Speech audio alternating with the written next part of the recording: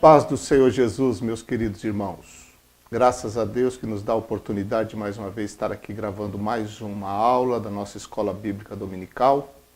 Aula agora de número 12 da classe dos jovens, do dia 22 de março de 2020. Essa lição tem como tema o Código de Ética de Jesus. Código de Ética de Jesus. Texto bíblico básico, extraído de Mateus 7,12, diz: Portanto, tudo que vós quereis que os homens vos façam, fazei-lhe também vós, porque esta é a lei e os profetas. A síntese da lição diz: ser cristão é assumir a radicalidade do discurso de Jesus para si em primeiro lugar. Radicalidade, que aqui se entende por inflexibilidade. Inflexibilidade do discurso de Jesus. Então Jesus, no seu discurso, nesse Sermão do Monte, ele foi muito claro em apresentar as condições, as ações que devem ser seguidas, praticadas pelos verdadeiros súditos do reino de Deus. Essa é a radicalidade, a inflexibilidade, a clareza com que Jesus coloca e a obediência que devemos ter às palavras de nosso Mestre.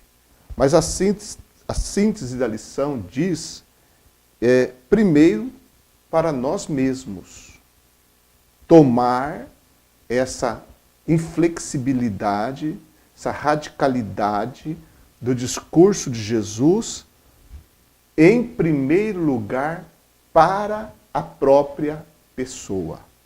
E com isso eu me lembro de Mateus capítulo 7, versículos 3 a 5, onde o próprio Jesus falou, e é o contexto também do Sermão do Monte, quando ele diz: E por que reparas tu no argueiro que está no olho do teu irmão, e não vês a trave que está no teu olho?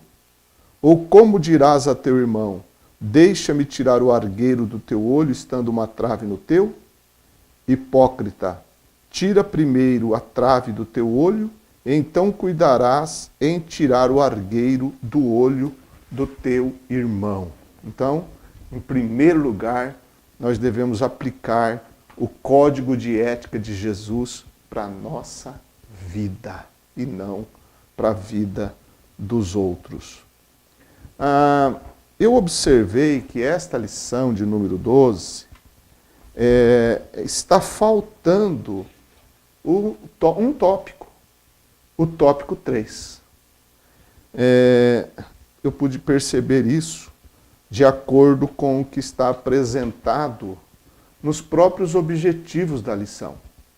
Porque nós temos na revista dos professores 3 objetivos, que é ressaltar a necessidade da privacidade em nossas disciplinas espirituais, depois identificar a natureza e características daquilo que Jesus denomina de tesouros, e por último, apontar os princípios para um julgamento reto e justo, segundo os critérios do reino de Deus. E observando a nossa revista, ela está dividida em 2 tópicos apenas. O primeiro fala de esmolas, oração e jejum, e o segundo fala de tesouro no céu. Acredito eu que houve um erro de impressão e faltou um terceiro tópico que trataria sobre o julgamento, por causa justamente do que está nos objetivos propostos, e também, se você observar, no questionário, na hora da revisão, está lá na 5ª pergunta: quais os 3 princípios que podemos extrair das palavras de Jesus sobre o julgamento dos outros em Mateus capítulo 7? E isso claramente não está no texto da lição. Por isso, acredito eu que houve um erro de impressão, edição desta lição e não aparece o terceiro tópico. Portanto, uma vez que eu consultei tanto a revista do professor quanto a revista do aluno e só tem os 2 tópicos, nós vamos então tratar apenas desses 2 tópicos no nosso comentário que estamos fazendo. Primeiro, então, a questão de esmolas, oração e jejuns, ou jejum. A esmola é vista como uma ação de caridade para os necessitados. Em primeiro lugar. Não é o único, nós vamos ver daqui a pouco. Mas é uma ação de caridade para com as pessoas carentes e necessitadas. Quando a gente lê os evangelhos e também o livro de Atos dos Apóstolos, nós vamos observar que a Bíblia faz referência à prática da mendicância. Ela cita algumas pessoas que mendigavam. A mendicância, que era um aspecto social bem presente nos dias do Novo Testamento, na Judéia, na Galileia, onde Jesus viveu, e certamente em toda a parte, como também é algo comum e presente nas sociedades atuais. Nós temos nos evangelhos, por exemplo, em Marcos capítulo 10, versículo 46, a citação e a história da cura do cego de Jericó, que vivia mendigando. Nós temos em Atos capítulo 3, o coxo da Porta Formosa, que também praticava a mendicância. Mas dar esmolas, o ato de dar esmolas, não significa somente dar algumas moedas aos mendigos. Esse ato de dar esmolas quer dizer ou significa uma ajuda material ou financeira que prestamos às pessoas mais necessitadas. Então nós devemos olhar a questão das esmolas aqui, no contexto cristão, na prática cristã, no ensino de Jesus, como algo maior do que simplesmente jogar algumas moedinhas no chapéu de um mendigo. Devemos entender a prática de dar esmolas como algo que se faz com relação à ajuda financeira e material que se presta às pessoas mais necessitadas. Nós lemos lá em Atos capítulo 10, versículo 2, que Cornélio, ele dava esmolas ao povo. Então ele beneficiava as pessoas do povo de Israel através de ajudas financeiras. Isso é que o texto nos diz. Também lá em Atos, capítulo 24, versículo 17, o apóstolo Paulo, ele disse que trouxe à sua nação esmolas e ofertas. Ele está se referindo à ajuda financeira das igrejas gentílicas aos pobres da Judéia, da igreja de Jerusalém. Claro que aquelas pessoas não eram mendigos, mas eram pessoas necessitadas. Então Paulo, ele usa a expressão esmolas e ofertas como ajuda financeira, ajuda material às pessoas mais necessitadas. Uma outra referência interessante com relação ao ajudar as pessoas necessitadas, nós temos em Tiago, capítulo 2, versos 15 e 16.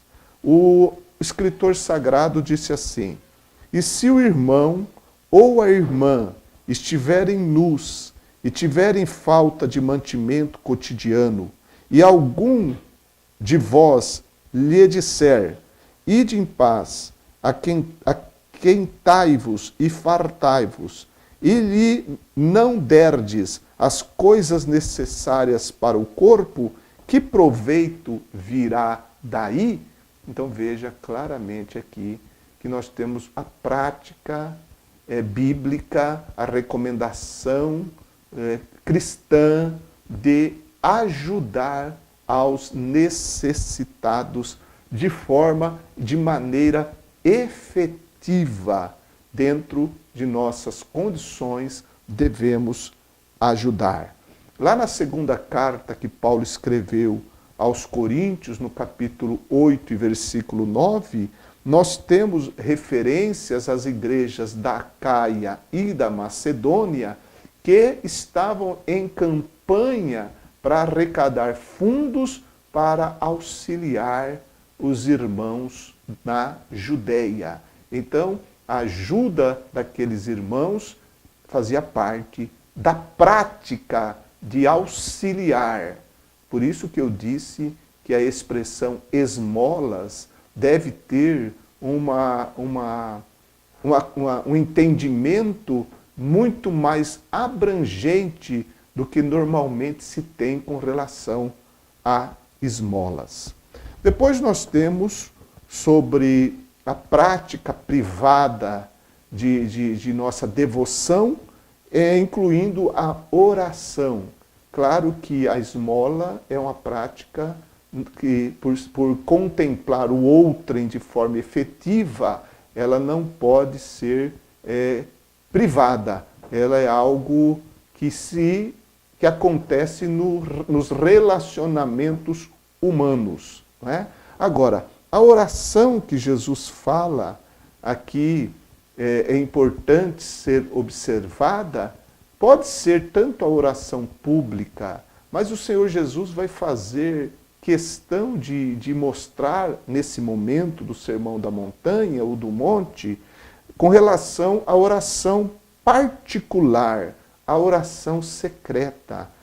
Mateus capítulo 6, versículo 6. É aquele momento maravilhoso, aquele momento glorioso, em que nós deixamos a correria deste mundo para nos deliciarmos em Deus, para tirarmos tempo para desfrutar de profunda, privada, secreta comunhão com Deus. Aquele momento em que você tira para ficar na presença de Deus. É isso que Jesus está ensinando aqui neste texto do Sermão do Monte.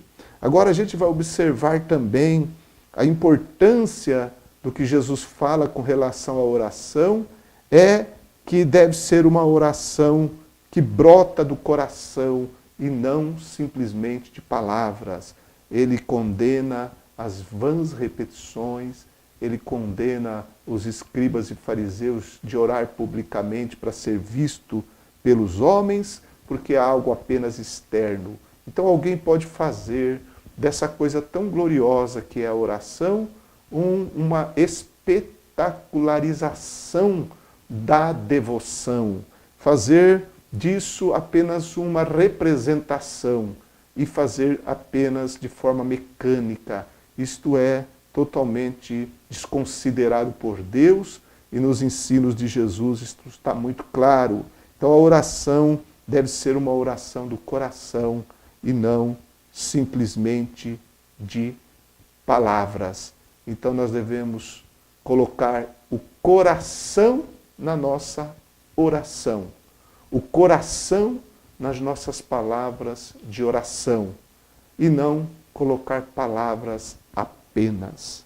Também nós encontramos no ensino de Jesus que a oração é uma expressão da confiança que um filho tem em seu pai.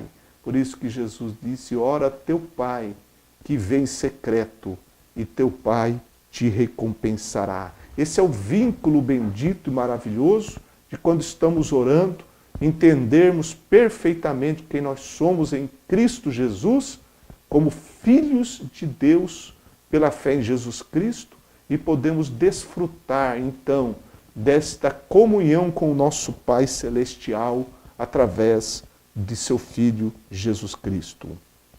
Também é a oração de alguém que expressa aos outros o perdão, que dá aos outros, que concede aos outros, ao próximo, o perdão, da mesma forma que recebeu o perdão de Deus. É isso que Jesus também apresenta na questão da oração.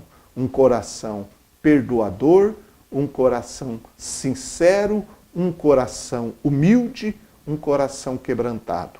O próprio Deus, através do profeta Jeremias, ele disse: e buscar-me-eis e me achareis, quando me buscardes de todo o vosso coração.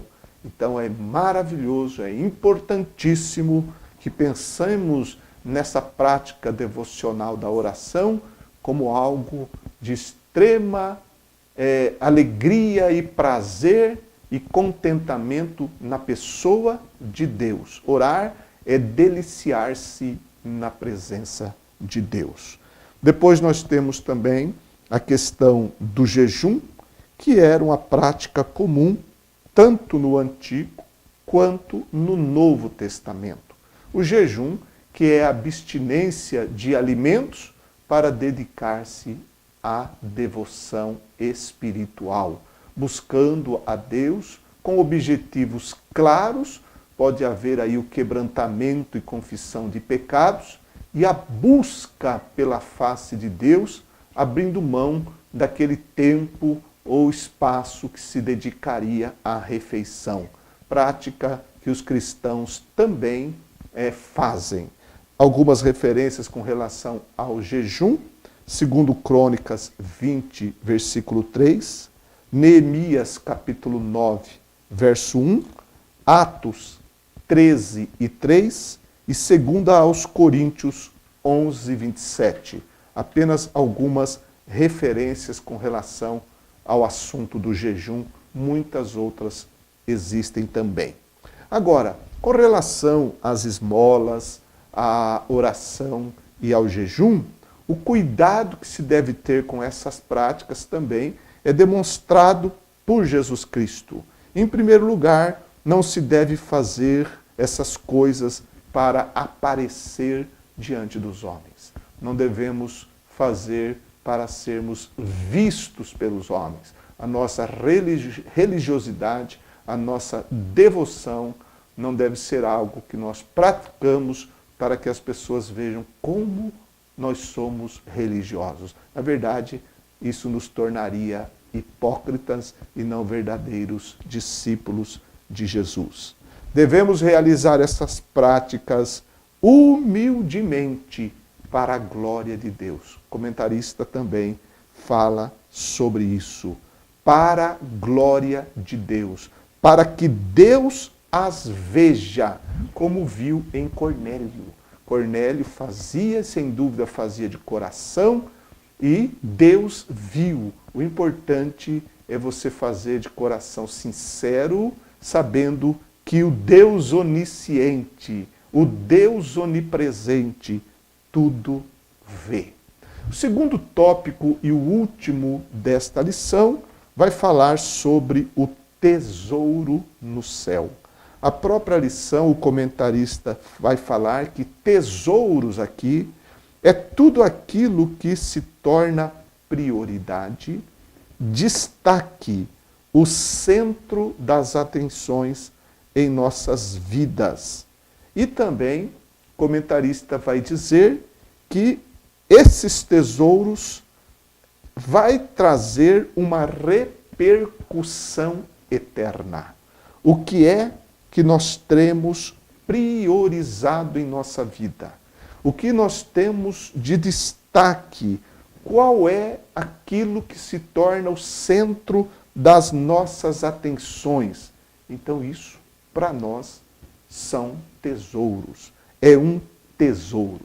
No Novo Testamento, a palavra tesouro diz respeito tanto àquilo ou aquelas coisas que são acumuladas tanto quanto o local onde se acumula essas coisas. A palavra tesouro, de acordo com certos contextos, significa a própria coisa, o próprio bem que é acumulado ou o local onde alguma coisa valiosa é acumulada. Mateus capítulo 2, verso 11, diz que aqueles que vieram do Oriente, os reis magos do Oriente, os sábios do Oriente que vieram visitar o menino Jesus, eles, diz lá em Mateus 2:11, que quando eles chegaram, encontraram o menino e sua mãe, eles, abrindo os seus tesouros, entregaram-lhe suas dádivas. Veja, abrindo os seus tesouros, ou seja, o local onde eles estavam guardados. E quais eram as dádivas deles?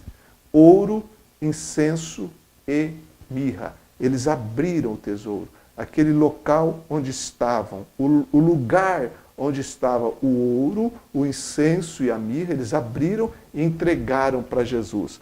A palavra tesouro, então, é colocada como o lugar, o local onde as coisas valiosas são guardadas. E nós sabemos que nós temos um local aqui na terra onde os nossos tesouros são guardados. E esse local é o nosso coração. Dentro do nosso coração, o que nós temos guardado? Quais são as coisas valiosas que nós temos dentro do nosso coração? Porque o próprio Jesus disse que é de dentro do coração que saem todas as coisas na nossa vida. Coisas que até nos tornam impuros. Mas o próprio Jesus disse também que o escriba, bem instruído no reino de Deus, tira do seu tesouro coisas boas, coisas novas. Então, o que tem saído do tesouro que é o nosso coração? Esse é o nosso tesouro aqui na terra. Mas nós temos um local de tesouro muito maior, que é o céu. Por isso que Jesus falou sobre o ajuntar tesouros nos céus. É lá nos céus que, de fato, estão as coisas mais preciosas, ou devem estar as coisas mais preciosas para a nossa vida. Lá em Mateus, capítulo 6, versículos 19 a 21, vai falar sobre as coisas acumuladas. É exatamente o que nós encontramos no Sermão do Monte. As coisas acumuladas, referindo-se a tesouros, aquilo que se acumula, aquilo que se ajunta, é o tesouro. Então, o tesouro, essa palavra nos faz refletir sobre o que é valioso realmente para cada um de nós. Será que a glória de Deus, a presença de Deus, a vontade de Deus, a palavra de Deus, o Espírito de Deus, o Filho de Deus, as verdades de Deus são de fato aquilo que nós mais valorizamos? Aqui na terra, nós devemos mostrar a nós mesmos aquilo que nós damos prioridade. O Senhor Jesus também falou no Sermão do Monte que devemos buscar, Mateus 6,33, devemos buscar em primeiro lugar o reino de Deus e a sua justiça, e as demais coisas vos serão acrescentadas. E todas essas coisas vos serão acrescentadas, coisas essas relativas às nossas necessidades da vida física. Então, o tesouro para nós é o reino de Deus, que é a nossa prioridade maior. Não as coisas terrenas desta vida, muito embora muitas delas sejam lícitas e até mesmo necessitadas, como o pão, a vestimenta e tantas outras coisas que nós precisamos para a vida terrena. Mas, como crentes, como cidadãos dos céus, como nascidos do alto, pelo poder do Espírito Santo, a prioridade do cristão deve ser Deus e o seu reino. E Ele, Deus, supridor de todas as coisas, suprirá as coisas passageiras e necessárias. Mas as coisas de Deus e eternas são, na verdade, os nossos bens mais preciosos. E quando valorizamos isso, estamos de fato no espírito celestial, guardando e entesourando lá no céu, vivendo aqui na terra. Portanto, quando nós falamos de tesouro também, nós pensamos na escolha que devemos ter. Nós precisamos escolher ajuntar tesouros nos céus. Nós precisamos escolher as riquezas de Deus. E aí eu me lembro de Moisés, que lá em Hebreus capítulo 11, versículo 26, diz que ele teve por maiores riquezas, o vitupério de Cristo, ou o opróbrio de Cristo, a vergonha de Cristo, do que os tesouros do Egito. E de fato o Egito tinha muito tesouro, mas tesouros passageiros, tesouros que se enferrujam. E Moisés, pela fé, vendo o invisível, escolheu o vitupério de Cristo. Olha que visão de fé gloriosa, longínqua, tão futura para Moisés, mas ele teve como sua riqueza maior.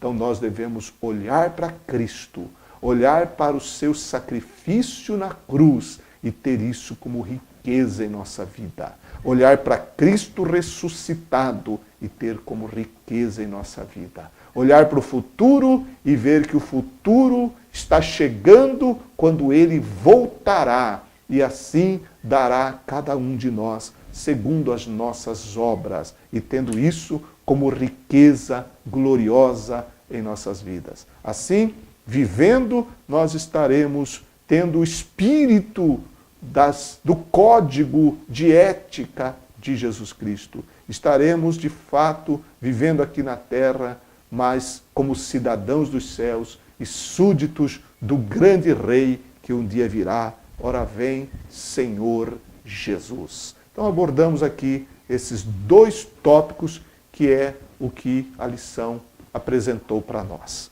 Que Deus continue nos ajudando, nos fortalecendo. Estamos caminhando para o encerramento do trimestre, só vai faltar mais uma lição e que o Senhor continue abençoando a todos nós que estamos aí tomando tempo para meditar na sua palavra e que a sua vida seja cada vez mais enriquecida pelo estudo e reflexão e meditação na lei do Senhor.